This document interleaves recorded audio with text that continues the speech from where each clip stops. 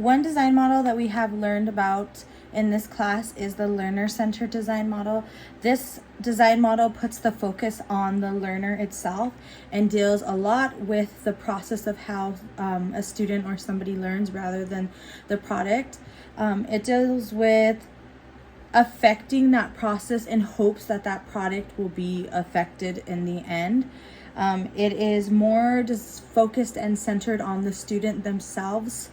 That means that they're active within their learning, and you put a majority of what you are doing, the curriculum you're designing, the lessons you are planning.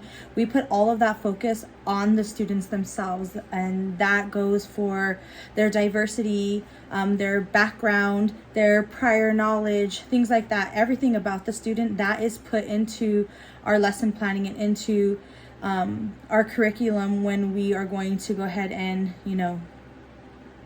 give our lessons to our students.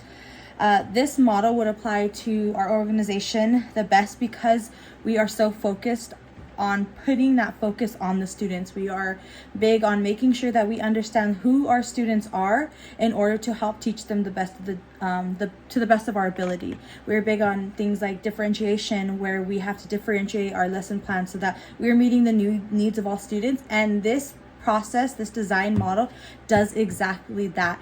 It says, when you put the focus on to these students and you get to know more about them and you build those relationships and you get to know who they are and you get to know and see where they're at based on data and assessments and see where they may be struggling or where they may be thriving. When you look at all of that data, you begin to see, okay, well, this is what I need to do differently. And this design model focuses, on those strategies that will keep our students more engaged while we fulfill these lesson plans that we create.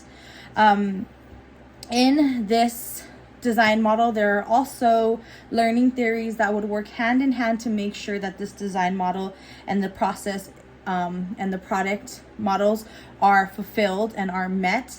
So 3 of these learning theories would be the social cultural theory, the constructivism theory, as well as the cognitism theory. These theories believe that the student is an active learner across the board and that it depends on the students being engaged on how the lessons will turn out. They put primarily focus on things like social skills and the student interest and background knowledge and prior knowledge, and it focuses on the students as a whole and has them become more active in their learning so that they can become more engaged and they're learning more and they're taking more things in cognitively and they're understanding it more because they are more hands-on in their learning.